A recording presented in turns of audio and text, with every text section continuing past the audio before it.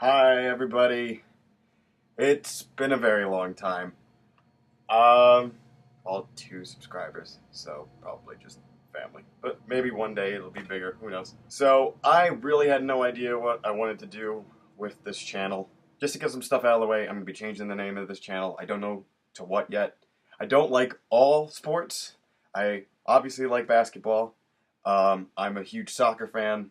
Um, Occasionally, every once in a while, I want to talk about football and baseball and anything else. Rugby, I guess. I don't know. Anything. Soccer and basketball are my thing, and I am very passionate about that. And I would rather talk about that because I'm well versed in those sports. Um, Whereas in football and baseball, I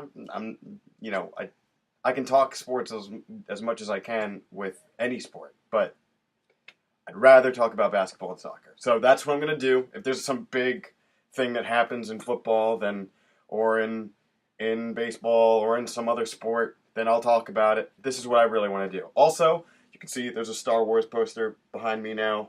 I'm starting to set this place up a little bit more so I can take this channel a little more seriously. I really want to do more with it than just sports. I want to do movies. I want to do, Game of Thrones. Right now, I just finished watching the second season of Westworld and my mind's blown. So, I want to be able to do all that stuff and sports. So, hence, again, I'm changing the name. I don't know what it's going to be yet. If you got any ideas, comment down below. Maybe, we can figure something out in terms of royalties. I don't know. But anyway, on to what I wanted to talk about. Obviously, you can see I went to the NBA draft this year. I had gone also last year, and it was a real fun experience, so I came back again. First off, I want to get right off the bat with, as a Knicks fan, the media really covered us poorly. Yeah, we kind of booed a little bit, but that's what us Knicks fans do. We boo everything. That's what we do. So, when Kevin Knox was selected, yeah, there were some boo birds, but it really wasn't that bad. And most Knicks fans left the place thinking to themselves, Knox is pretty good. 6'10", 230 pounds. He could shoot from three. He's only 18 years old. I mean, they're only getting younger now. Porzingis' medical came back, and apparently he's got the best prognosis for an ACL return. So that's really good. If he comes back this year, the Knicks just show that they have a fighting spirit. Who knows? Who knows what's going to happen? I mean, we got a max free agent slot next year, and Kyrie Irving and Jimmy Butler are reportedly wanting to play together. So we'll see what happens.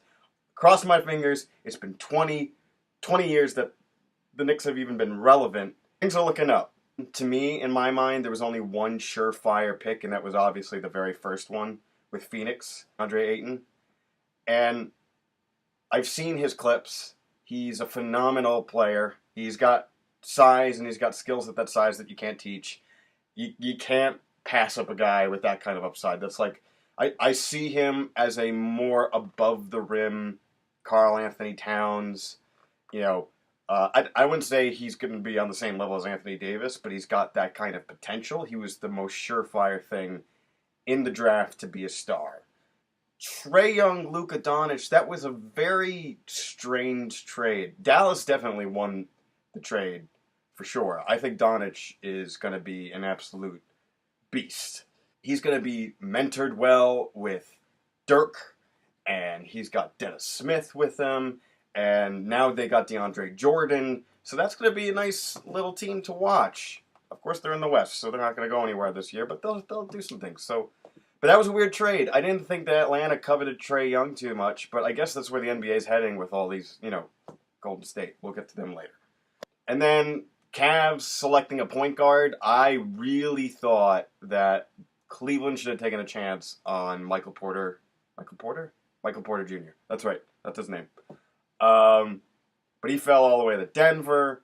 And again, harping on as a Knicks fan, the farther and farther he fell down in the draft, the more comfortable Knicks fans in the building got with the fact that they took Kevin Knox. Jerry West, who is basically the guru of finding talent in the draft, passed on this kid twice. When a guy that's that offensively skilled and is highly touted like that falls all the way down in the draft, you just got to take him. So Denver made the right move.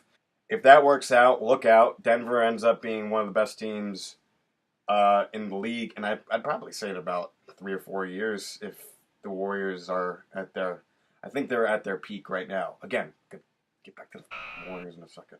So yeah, that really was the draft for me. Mo Bamba going to the Magic was pretty cool. They still needed a guard, although they signed Isaiah Thomas just recently, so we'll see how that works out. And Mikal Bridges going to Phoenix as well. So Phoenix had probably champagne in their draft room that night because that was probably one of the best draft nights I could ever see happen for one team that desperately needs a kickstart and a boost to their franchise. So that's the draft. I wish I had some footage to show you. I only have this picture of me and Ian Eagle with me trying to give Game 7 intensity and him being probably the nicest person in the world. So here that is. All right, so moving on to the NBA free agency. First off, we got to get the most obvious big move out of the way. LeBron's move to the Lakers. Obviously, in my mind, that sets up the last stage of his career. And I don't know how to feel about it because the best player in the league is going west to an already extremely stacked conference. Their signings that they made, though, were hilarious. I can't wait to see LeBron play with Lance Stevenson, JaVale McGee, and Rajon Rondo every night, while LeVar Ball is screaming from the stands that Lonzo's not playing enough. The Lakers finally have righted the ship, and they have the best player in the league now. There's still a lot of movement that could happen with them. We will see what happens with Kawhi Leonard. I think they're playing their cards exactly spot on right with how those negotiations are going right now. San Antonio, I think, bit the bullet a little bit. They assumed that LeBron wouldn't sign unless another star was already there. And LeBron said, okay, I'm going to sign.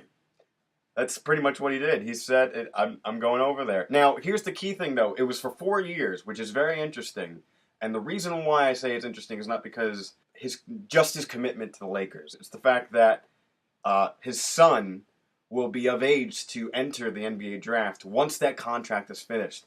And I know that one of the things that LeBron wants to do desperately is play with his son before he retires. At that age, he'll be about 37, 38. And, I mean, he continues to defy physics at this point with how good he is. But he will inevitably slow down at some point. So we'll have to see what happens. My thought is that the lucky team who's going to take Bronny is going to also get LeBron James. So keep an eye out for 2022 when whoever is drafting isn't just drafting to get Bronny. They're drafting to get LeBron James. That's my prediction. I don't know anything. I don't have any sources. I'm just doing this as a fan. Obviously, this Kawhi Leonard stuff is a little insane. I have a hard time believing that a lot of this stuff is coming from his camp.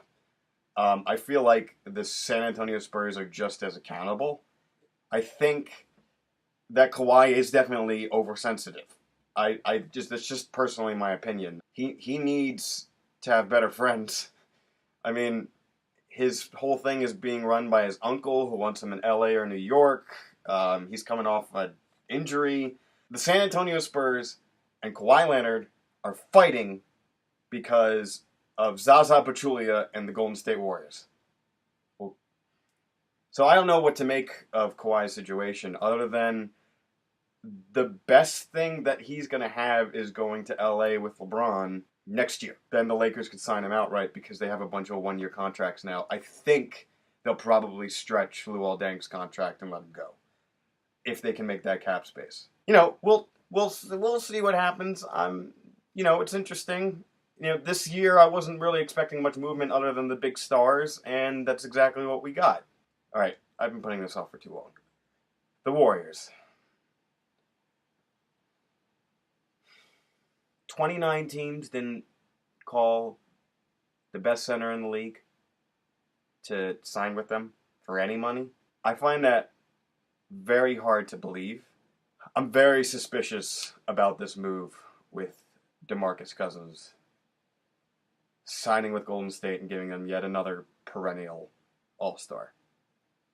I'm not going to lie to you. I was laying on my bed, just flipping through Instagram, and I see this news break out from this Instagram account called The League Source. They're usually right on everything.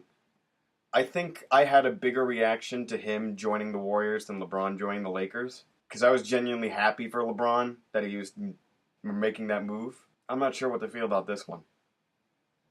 The Warriors have 5 All-Stars from last year on their roster.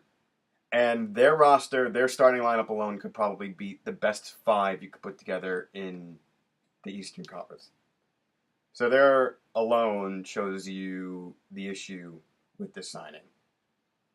I will play devil's advocate here for a second, though. Dominique Wilkins was really the only guy that came back that was really effective from an Achilles injury, the one that DeMarcus Cousins suffered last year.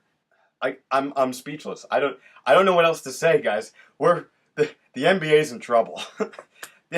I really thought that if Chris Paul didn't get hurt last year, the Rockets would have beaten the Warriors. I thought that Golden State's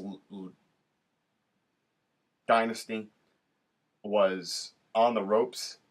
I really thought that once LeBron moved over there was going to be, I would say, 3 powers in the West that could really compete with Golden State. And then this happens. I don't know what else to tell you. I would just implore you to keep watching the NBA because you never know what happens, even though most of the time you probably do. But DeMarcus Cousins, as it is hurt. And it's a 1-year deal for $5 million. He's hurt. He's got an Achilles injury. There's very few people that come back from that completely healthy. And, you saw Kobe Bryant go down. I mean, I know Kobe's career was coming to a close at that point, but man, oh man, oh man. I still can't get over this. You know what? I'm done talking about the Warriors. I'm done. I'm done talking about the Warriors. The Warriors, I can't do it. Okay, I can't do it. I can't do it. I can't do it. I can't do it.